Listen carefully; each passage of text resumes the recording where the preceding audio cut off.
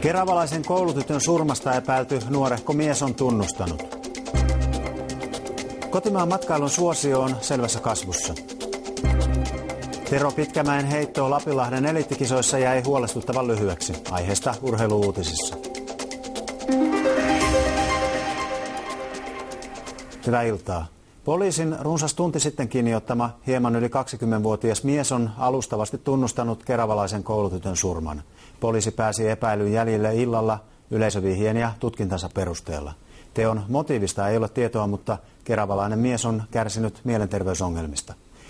14-vuotias keravalaistyttö menehtyi eilen illalla puukotuksessa saamiinsa vammoihin. Teillä on läpimurto tapahtunut tutkinnassa. No sanotaan nyt jonkinasteinen, näin voi sanoa. Eli te olette ottaneet kiinni nyt miehen, joka vaikuttaa tekijältä. No sanotaan, että erinomaisen yleisen vihjeen ja poliisin teknisen sekä sitten tiedustelutiedon perusteella niin saatiin selville potentiaalinen henkilö, joka tuossa noin kello 10 aikaa otettiin kiinni ja hän ainakin alustavassa puhuttelussa on myöntänyt syyllistyneensä kyseiseen tekoon. Hän on siis myöntänyt puukottaneensa tätä tyttöä. Hän on alustavassa puhuttelussa myöntänyt tämän teon, että ei vielä tarkoita sitä, että meillä on tekijä, mutta vahvaltahan se näyttää. Poliisin kiinniottama henkilö on parikymppinen, ikäistään vanhemmalta näyttävä suomalaismies, joka käyttäytyi kuulusteluissa rauhallisesti. Hän ei ole syyllistynyt rikoksiin, mutta poliisin mukaan miehellä on ollut mielenterveysongelmia. Tietoa ei vielä ole siitä, tunsiko mies saviolaistytön. Onko hän kertonut mitään motiivistaan? Ei tässä vaiheessa ole sellaista yksityiskohdista vielä tietoa. Tehän löysitte sen puukon siitä surmapaikan lähistöltä. Kuinka nopeasti voidaan varmistaa, että ovatko esimerkiksi mahdolliset sormenjäljet tämän henkilön? No sen varmistaminen kestää kyllä aikansa, mutta sanotaan näin, että niillä nyt tässä vaiheessa ei ihan niin kiire ole kuin olisi ollut, jos ei olisi tekijää tiedossa näin hyvin kuin nyt on. Yhdysvaltain presidentinvaalien demokraattiehdokas Barack Obama hankkii paraikaa ulkopoliittista uskottavuutta kiertämällä kriisipesäkkeitä. Obama arvioi Afganistanin vierailullaan, että maahan on saatava lisää amerikkalaissotilaita. Käytännössä Obama siirtäisi maahan joukkoja Irakista, missä hän haluaisi nopeampaa vetäytymistahtia kuin republikaanit. Obama jatkoi illalla matkansa Kuwaitiin. Taifuunikauden ensimmäinen hirmumyrsky Taiwanissa on aiheuttanut suuret tuhot. Ainakin 20 ihmisen tiedetään kuolleen taifuunia seuranneissa äkillisissä tulvissa ja maanvyöryissä. Pelastusmiehet ovat tänään etsineet mahdollisia uhreja romahtaneiden talojen raunioista ja avanneet tukkiutuneita tieyhteyksiä. Myrsky on suuntaamassa kohti Kiinan mannerta. Suomalaiset majoitusliikkeet saavat nyt aiempaa enemmän kotimaisia yöpyjiä. Suomalaiset majoittuivat alkuvuoden aikana kotimaisiin hotelleihin ja muihin majoitusliikkeisiin selvästi useammin kuin vuotta aiemmin. Kotimaan matkailun vilkastuminen nostaa myös perinteisten lomakohteiden kävijämääriä. Linnanmäen huvipuisto imi tänään härveleihinsä runsaasti ihmisiä pilvisestä iltapäivästä huolimatta. Suuri osa huvipuistovieraista koostui pääkaupunkiseudun ulkopuolelta tulleista perheistä, jotka yöpyvät hotellissa tai muussa majoitusliikkeessä.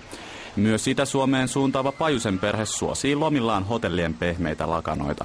Kyllä mä uskon, että ne ihan perinteisissä hotelleissa tulee olemaan. Että mökkikin olisi tietysti hieno paikka, mutta voi olla, että enää on turha haaveilla mistään mökkilomasta tähän aikaan. Majoitusliikkeiden suosio on suomalaisten parissa lisääntynyt tammi-toukokuussa 6%. Kasvu on vahva, mutta kuvan kaltaista räjähdystä suosioon ei kesän osalta ole näköpiirissä. Kylmä kesäkuun ajoi suomalaiset kesäkuussa etelän lämpöön. Suomen suurimpiin kuuluva hotelliketju uskoo lomailijoiden valitsevan helpon hotellimajoituksen vielä myöhemmin kesällä. Hotellielinkeinolla sopii tämmöinen perinteinen hyvä suomalainen kesäsää, että välillä sataa ja välillä paistaa, se on niin kuin juuri nyt on ja sen takia uskotaan, että heinäkuussa tulee suomalaisten matkailijoiden osalta oikein hyvä kuukausi. Majoitusliikkeissä yöpymiset lisääntyivät viimevuotiseen verrattuna suhteellisesti eniten Kymenlaaksossa, Kainuussa ja Pohjanmaalla. Eniten laskua tuli Pohjois-Karjalassa, Pirkanmaalla ja Itä-Uudellamaalla. Määrällisesti öitä nukuttiin eniten Uudellamaalla. Hei. Kerttu jatkaa kesäisellä sääennusteella ennen urheiluutisia. Näkemiin.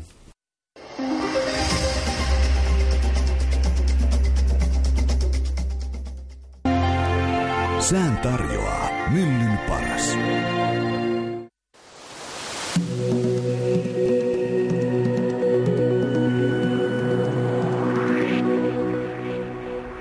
Hyvää myöhäisiltaa. Näyttää siltä, että alkava viikko vietetään pilvisessä ja sateisessa säässä, mutta jo keskiviikoksi selkenee ja tiedossa on lämpimämpiä ja aurinkoisempia ilmoja. Huomenna aamulla vettä tulee koko maassa, vain aivan eteläisin rannikko näyttäisi säästyvän isommilta sateilta. Lämpölät liikkuvat 15 asteen molemmin puolin ja tuuli on kohtalaista tai navakkaa. Päivällä maan eteläosissa on puoli pilvistä ja sateet painottuvat länteen. Lämpöä on 20 asteen verran. Maan keskiosissa on hyvinkin sateista ja idässä saattaa pilvipeitä ajoittain rakoilla. Lämpötila vaihtelee 15-20 asteeseen ja tuuli on kohtalaista tai navakkaa. Oulun läänissäkin huominen vietetään sateisissa merkeissä ja lämpötila vaihtelee lännen 15 idän 20 asteeseen. Ja pilviä ja sateita on tiedossa Lappiinkin. Ukkonenkin saattaa siellä jyrähdellä. Lämpöä on 14-20 asteeseen ja koleutta lisää navakka tuuli. Tiistainakin taivas pysyttelee vielä pilvien peitossa ja sadekuurot ovat yleisiä. Etelässä voi esiintyä ukkostakin. Lämpötila on enimmäkseen 20 asteen tietämillä. Lapissa jäädään paikoin 15 asteeseen.